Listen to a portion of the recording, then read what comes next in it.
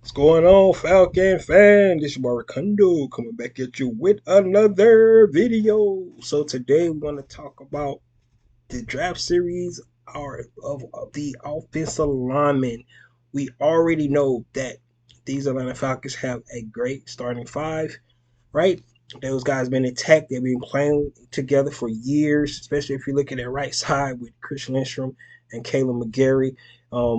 We like the way that young Matthew Bergeron fit right in that left guard spot right beside Jake Matthews.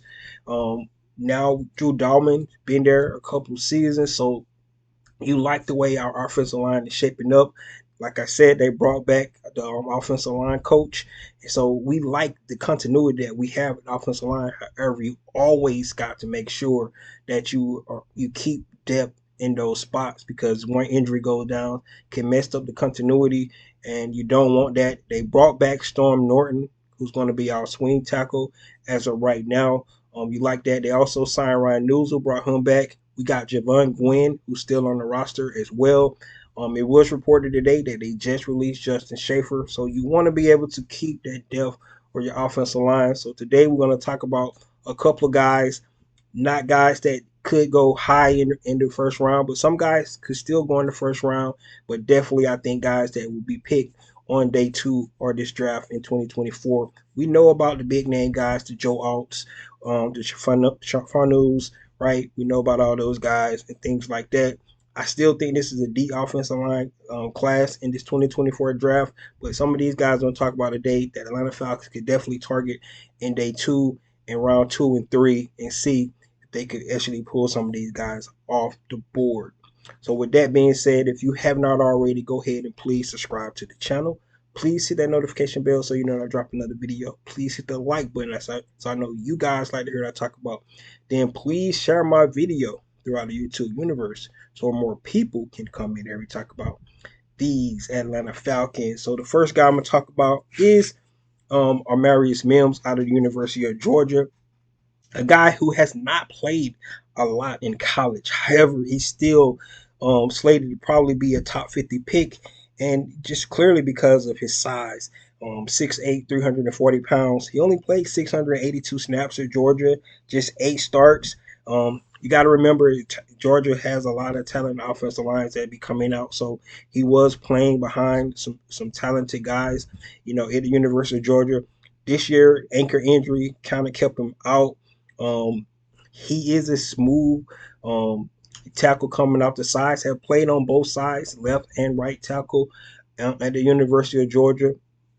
Kind of slow on his kickback, but I think for him, a guy that size, that smooth, if you just put him in a program, a pro program, get behind guys, I think with that size, it's a lot to work with. I think his ceiling is high for a guy like Amarius Mim, but a guy that does not have to start right away.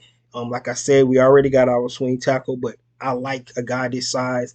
I like people mover. If you look at it, 6'8", 340, a guy that with a little coaching, I think definitely could be somebody that the Atlanta Falcons could work with. Guy that a lot of people say probably not will not make it, out of the top 50. So if the Atlanta Falcons have a chance picking up depth at the offensive line, a guy like Amarius Man with that size would be somebody that they could definitely consider. The next guy on the list is Jackson Powers Johnson, 6'3", 328 pounds. Yes, he's a center. We know Drew Dalman is coming up on his final season with the Atlanta Falcons, so you want to be able to look at depth at that position as well.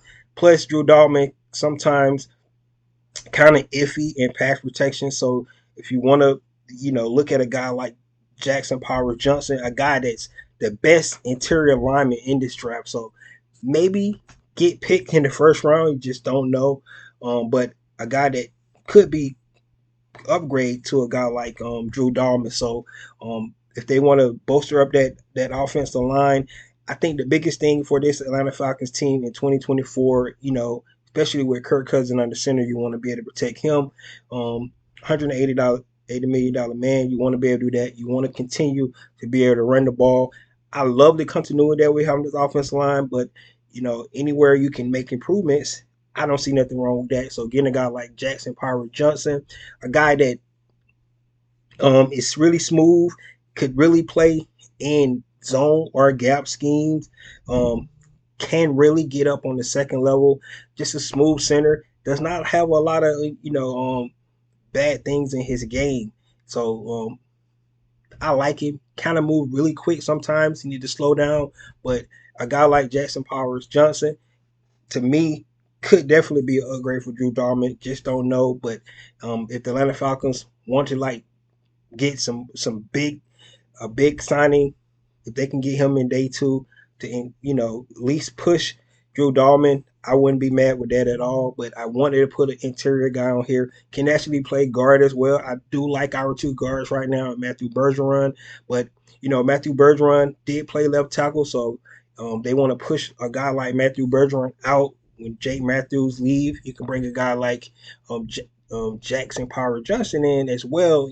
Put him in at one of those interior lineman guys. So things you can work with, but just keep creating that depth. In my opinion, is always a good idea for any team, and for Atlanta Falcons. With 8 picks, picking an offensive lineman, in day two, I don't think it's anything wrong with that. Now the last guy we're going to talk about out of the University of Washington, Troy Fontenot, can play anywhere on the line. This guy, 6'4", 317 pounds. Like I said, he can play tackle. He played tackle at Washington. A lot of people got him projected to be interior guard, but just the ability to be able to be play multiple positions is always a plus for any player in going into the NFL, because that's just give you a better chance to make teams. But I like him, really smooth. You go back and look at some of the things he can do. Good in zone blocking scheme. We're not sure, how much zone we're gonna run. We could run gap as well. But guy like Troy Fontenot, in my opinion, once again creating that depth. We already know we got our swing tackle. We already know we got Ryan Newsom, who plays some important snaps for us behind Drew Dahlman. But getting any one of these three guys, in my opinion, could be a way the Atlanta Falcons look. Right, I do anticipate them pulling the offensive lineman somewhere in this draft just to create a depth. Like I said, they just got rid of one. Right now, it's only 3 guys that's on the roster that behind those 5 starters.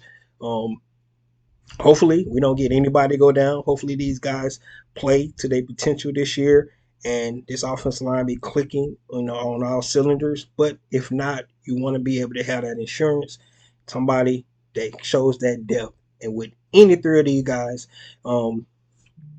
I wouldn't mind the Atlanta Falcons taking them. With a guy like Amarius Mills, yes, probably a little raw right now, but that size, let's get him. Taking the best center in the draft, in Jackson Powers. In Power Johnson's. I would love a guy like that, and then Troy Fontenot, a guy who can play all up and across the line. Those guys, in my opinion, will bring tremendous depth to the Atlanta Falcons offensive line. So, guys, let me know what you think about these 3 guys, or any more guys that you think, from an offensive line standpoint, that you think the Atlanta Falcons could bring in. But there he has it, guys. My offensive lineman draft series for this 2024 draft: Amarius Mills, Jackson Power Johnson, and Troy Fontenot. There you have it. This is your boy Ricundo coming back at you with another video. Peace.